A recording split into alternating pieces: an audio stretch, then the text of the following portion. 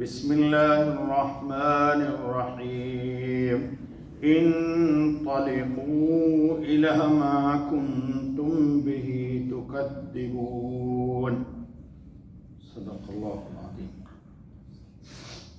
دوستو، یہ سورہ مرسلات کی آیت نمبر 29 پڑھی۔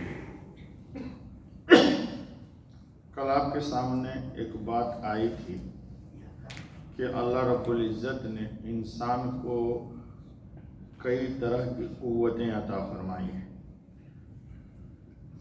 ان قوتوں کو انسان اگر اعتدال پر رکھ کر کے اور اللہ کے حکم کو مان لیتا ہے تو اس کو سعادت، فوز و فلاح اور کامیابی اس کا استقبال کرتی ہے۔ لیکن ان قوتوں کے فساد سے انسان کے اندر شقاوت، بدبختی اور قلب سخت ہو جاتا، پھر سفید نظر نہیں آتا۔ خوشبو انسان کو خوشبو نہیں محسوس ہوتی، بلکہ خوشبو میں بدبو لگتی ہے۔ یہ ایسا ہی ہے جیسے کسی کو یرقان کا مرض ہو جائے، جونڈس ہو جائے تو سفید چیز بھی اس کو پیلی نظر آتی ہے۔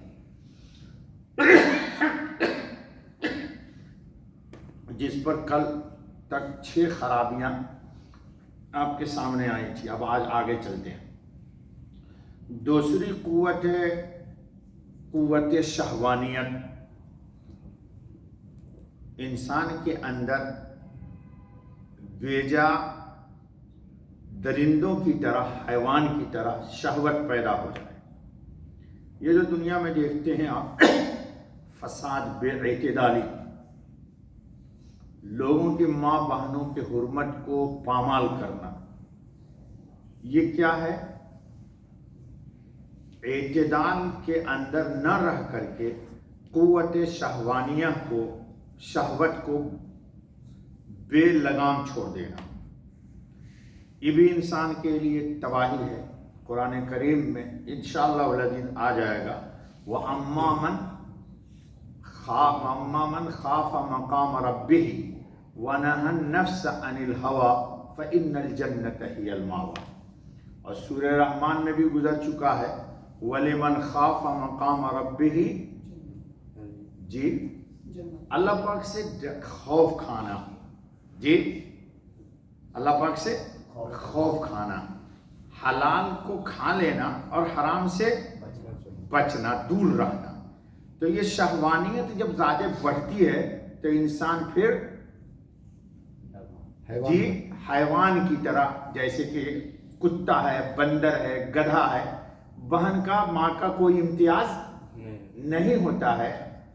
کتا اپنی بہن کو کراس کر دیتا جی، بلکہ ماں کو کراس کر دیتا ہے، کیونکہ اس کی تمیز ہی نہیں ہے۔ اور اللہ پاک نے ہم کو قرآن میں کہا حرمت علیکم امہاتکم و بناتکم، فہرست بتا دی کہ دیکھو تمہارے لیے ماں، تمہاری بہن، تمہاری خالہ، پھوپھی، بھانجی، بھتیجی، یہ سب تمہارے لیے حرام ہے، ان سے دور رہو۔ ہاں، نکاح کرنا ہے تو اس کی فہرست بتا دی، کہا ماں سے نکاح نہیں ہو سکتا ہے، بہن سے نکاح نہیں ہو سکتا ہے۔ چلیے، تو جس کی خرابی میں افراط و تفریط، ایک ہے بہت زیادہ آگے بڑھ جانا اور ایک ہے بہت زیادہ پیچھے ہٹ جانا، دونوں ہی فساد ہے۔ اعتدال میں رہنا چاہیے۔ تو کیا ہوتا ہے کہ افراط کی وجہ سے انسان بہائم تک پہنچ جاتا ہے۔ چنانچہ دنیا میں کتنی قومیں ہیں جی، دہریوں میں، کہ جو اپنی بہن ہی سے شادی کر لیتے ہیں جی، ہم نام نہیں لیں گے کسی کا جی، کہتے ہیں کہ ہمارے مال کو دوسرے جگہ جانے کیوں دیں جی، دنیا میں ہے یہ قومیں جی، اپنی بہن سے صرف اس لیے کہ مال کی سیفٹی رہے، ہمارے باپ کا کمایا ہوا مال دوسرے کے پاس نہ جائے، اس لیے اپنی بہن ہی سے شادی کر لیتے جی۔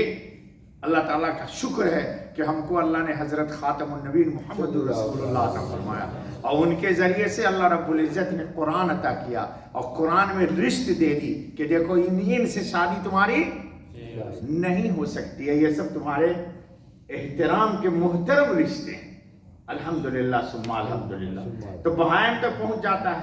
اور تفرید کی وجہ سے یعنی پیچھے قدم ہٹایا تو پھر کیا ہوتا ہے کہ جو چیز حلال ہے اس کو بھی انسان اپنے اوپر حرام کر لیتا ہے. تو یہ دونوں ہی چیزیں اسلام میں پسندیدہ نہیں ہے. اور یہ دونوں خرابی آتی کہاں سے ہے؟ جو لوگ منکرین قیامت ہیں، بات وہاں چل رہی ہے. جو قیامت کا قائل ہوگا، حساب و کتاب کا قائل ہوگا، اللہ کی پیشی کو یاد رکھے گا کہ رتی رتی کا حساب دینا ہے وہاں، تو وہ جس کا یہ عقیدہ ہوگا وہ ان حرام چیزوں میں مبتلا نہیں ہوگا. چلیے آئیے. اور 2 ہو گیا تو کتنے ہو گئے؟ 6 اور وہ 2 8 جی، بلکہ 9 ہو گئے. اب آخری چیز کیا ہے؟ تیسری قوت غضبیہ ہے، غضب، غصہ. قرآن کریم نے ہم کو تعلیم دی ہے. جی کیا تعلیم دی ہے؟ پڑھیے. وَصَارِعُوا إِلَىٰ مَغْفِرَةٍ مِّن رَّبِّكُمْ وَجَنَّةٍ عَرْضُهَا السَّمَاوَاتُ وَالْأَرْضُ أُعِدَّتْ لِلْمُتَّقِينَ. جی الَّذِينَ يُنْفِقُونَ فِي السَّرَّاءِ وَالضَّرَّاءِ وَالْكَاظِمِينَ الْغَيْظَ کاظمین الغیظ کا کیا مطلب؟ غصہ بہت آیا لیکن غصے کو پی گیا. غصے کو یہ پی لینا، غصے کو کس کی صفت ہے؟ اللہ تعالیٰ نے کہا ہے کہ یہ اہل ایمان کی صفت ہے. ایک شخص کو لمبا وقت ہو جاتا ہے. جی حضرت ابو ذر غفاری رضی اللہ تعالیٰ عنہ، حضرت سلمان فارسی کو لوگوں نے غلام بنا کر کے بیچ دیا.